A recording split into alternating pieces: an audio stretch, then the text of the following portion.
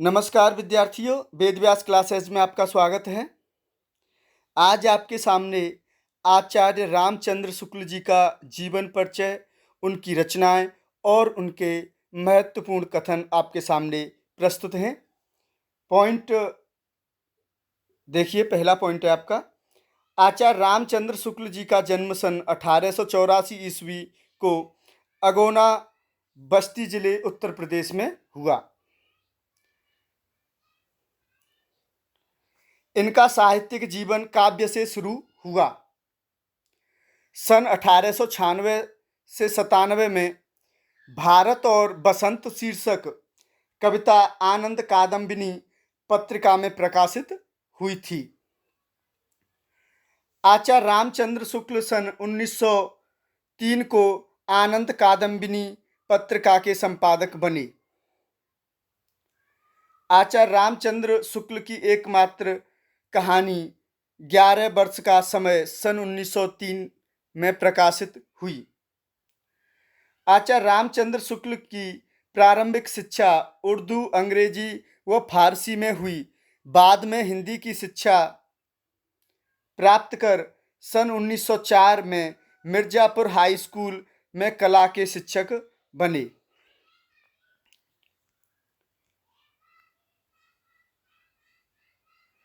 सन 1904 में आचार्य रामचंद्र शुक्ल काशी नागरी प्रचारणी सभा के हिंदी शब्द सागर के निर्माण के लिए संपादक बने।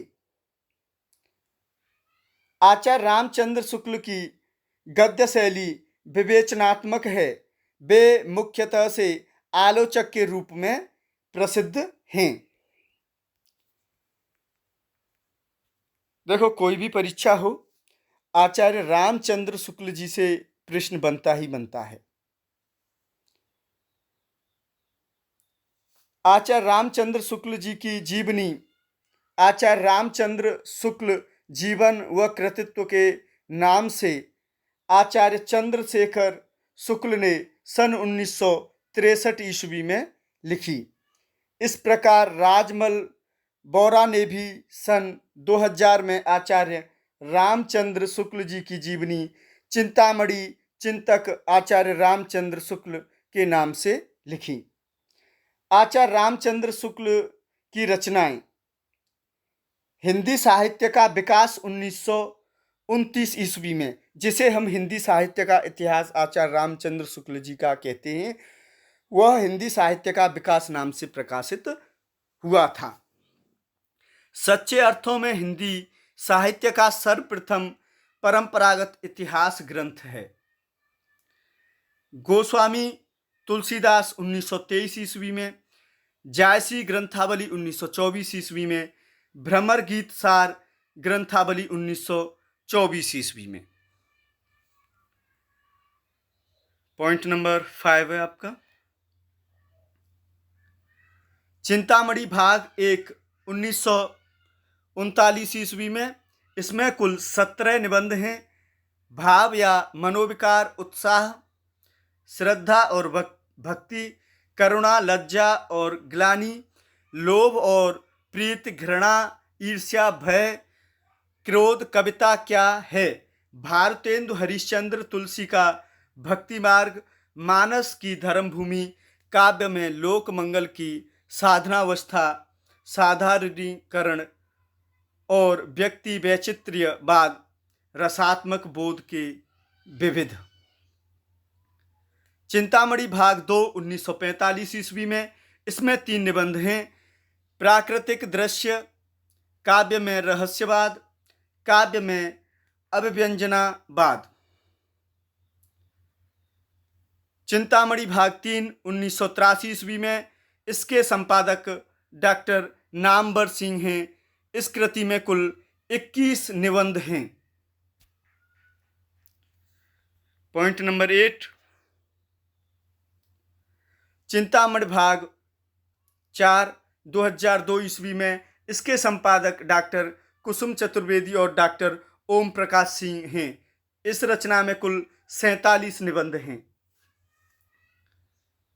रसमीमांसा 1949 ईस्वी में। इसका संपादन विश्वनाथ प्रसाद मिश्र ने किया। इस रचना में काव्य चिंतन संबंधी सैद्धांतिक समीक्षा के निबंध हैं। काव्य की साधना, काव्य और सृष्टि, प्रसार, काव्य और व्यवहार, मनुष्यता की उच्च भूमि, भावना या कल्पना, मनोरंजन, सौंदर्य, चमत्कारवाद, काव्य की भाषा, अलंकार।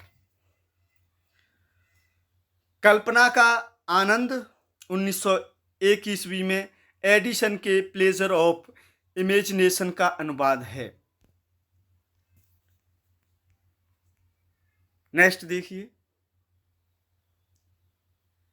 मैगस्थनीज का भारतवर्षीय विवरण 1906 ईस्वी में डॉक्टर स्वानबक की पुस्तक मैगस्थनीज इंडिका का अनुवाद है। विश्व प्रपंच 1920 ईस्वी में द यूनिवर्स का अनुवाद है। बुद्धचरित 1922 में ये काव्य है। अब इनके महत्वपूर्ण कुछ कथन आपके सामने हैं।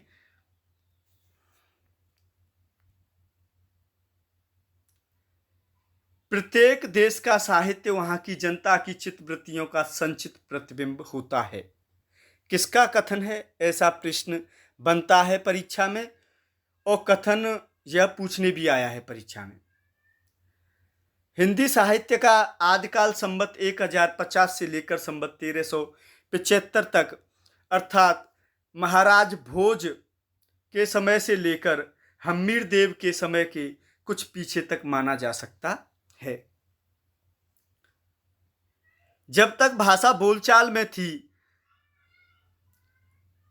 जब तक वह भाषा या देश भाषा ही कहलाती रही, जब वह भी साहित्य की भाषा हो गई, जब उसके लिए अपभ्रंश शब्द का व्यवहार होने लगा।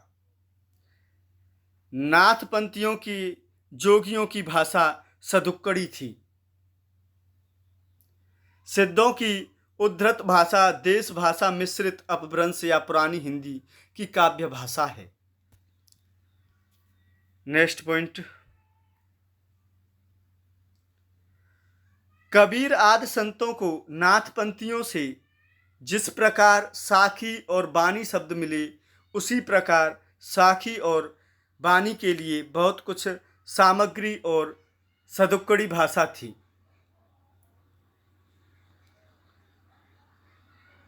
वीरगति के रूप में हमें सबसे पुरानी पुस्तक वीर गीत के रूप में सबसे पुरानी पुस्तक बीसलदेव रासो मिलती है।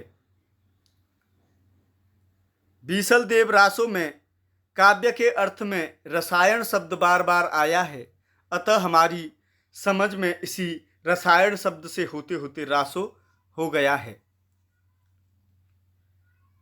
बीसलदेव रासो में आए 1272 का स्पष्ट अर्थ है विक्रम संवत 1212 है। यह घटनात्मक काव्य नहीं है, वर्णात्मक है, बीसलदेव रासो के लिए है।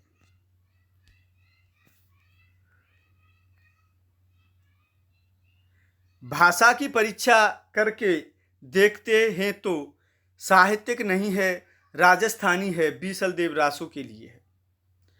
अपभ्रंश के योग से शुद्ध राजस्थानी भाषा का जो साहित्यिक रूप था वह डिंगल कहलाता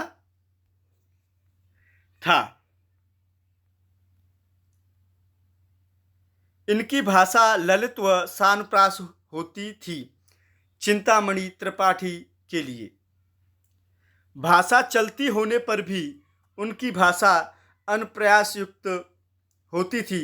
बेनी के लिए इस ग्रंथ को इन्होंने वास्तव में आचार्य के रूप में लिखा है, कवि के रूप में नहीं। भाषा भूषण ग्रंथ महाराजा जसवंत सिंह के लिए है। इनका एक एक दोहा हिंदी साहित्य का एक एक रत्न माना जाता है। बिहारी जी के लिए इनमें रस के ऐसे छींटे पड़ते हैं जिससे हृदय कलिका थोड़ी देर के लिए खिल उठती है। बिहारी सतसई के लिए है। नेक्स्ट,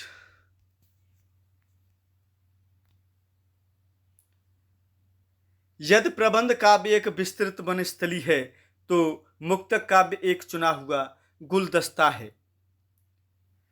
जिस कवि में कल्पना की समाहार शक्ति के साथ भाषा की समाहार शक्ति जितनी अधिक होगी, उतना ही वह मुक्तक की रचना में सफल होगा।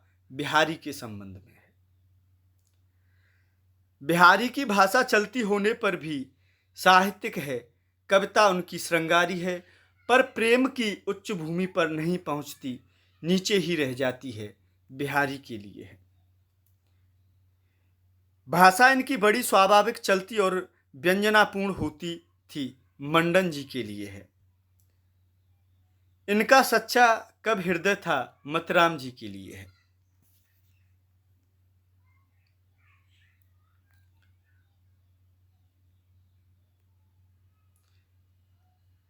रीतिकाल के प्रतिनिधि कवियों में पद्माकर को छोड़कर और किसी कवि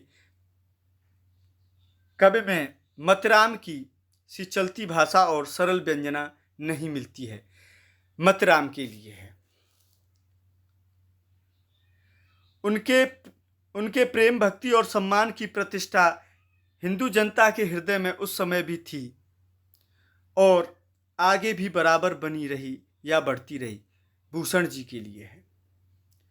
भूषण के वीर रस के उद्गार सारी जनता के हृदय की संपत्ति हुए भूषण के लिए है।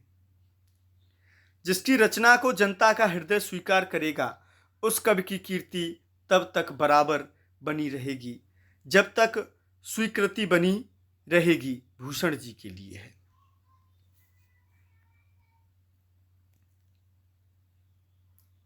शिवाजी और छत्रसाल की वीरता का वर्णनों को कोई कवियों की झूठी खुशामद नहीं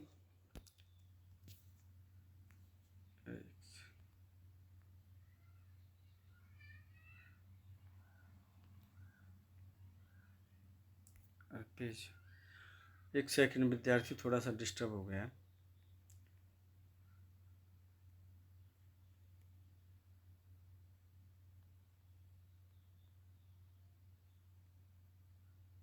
हाँ, यहाँ चल रही थी। नहीं कह सकता भूषण जी के लिए है। आगे देखिए। वे हिंदू जाति के प्रतिनिधि कवि हैं। भूषण जी के लिए है। छंद शास्त्र का इनका सा विशद निरूपण और किसी कवि ने नहीं किया है। सुखदेव मिश्र जी के लिए है।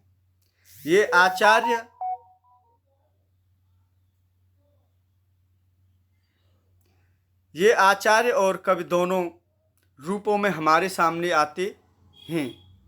देव के लिए है।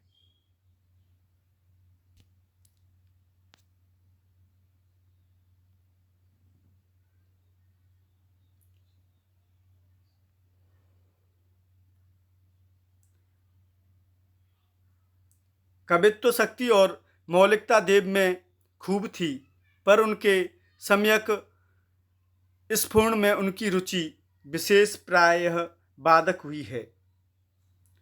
कवि देव के लिए है। रीतकाल के कवियों में ये बड़े ही प्रगल्भ और प्रतिभा संपन्न कवि थे। इसमें कोई संदेह नहीं। कवि देव के लिए है। श्रीपत ने काव्य के सब अंगों का निरूपण विशद रीति से किया है। श्रीपत के लिए है।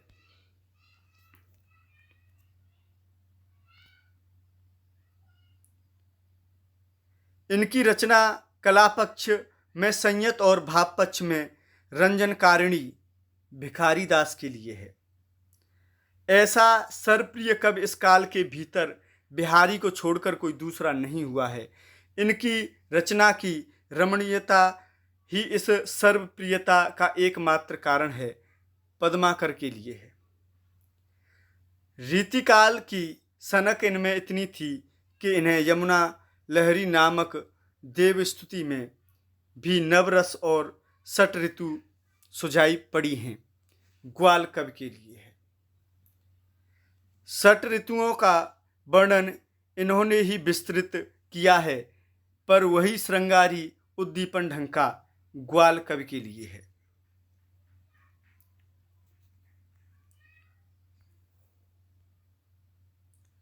ग्वाल कवि ने देशाटन अच्छा किया था, इसलिए भिन्न भिन्न प्रांतों की बोलियों का अच्छा ज्ञान हो गया था। हृदय की अनुभूति ही साहित्य में रस और भाव कहलाती है। हृदय के प्रभावित होने का नाम ही रसानुभूति है। जिस प्रकार आत्मा की मुक्तावस्था ज्ञान दशा कहलाती है, उसी प्रकार हृदय की मुक्तावस्था रस दशा कहलाती है।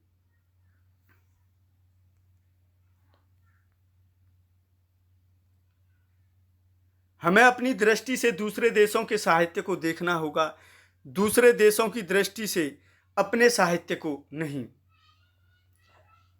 प्रेम दूसरों की आंखों से नहीं, अपनी आंखों से अपनी आंखों से देखता है। यदि गद्य कवियों की कसौटी है, निबंध गद्य की कसौटी है। भक्ति धर्म की रसात्मक अनुभूति है। साहसपूर्ण आनंद की उमंग का नाम ही उत्साह है।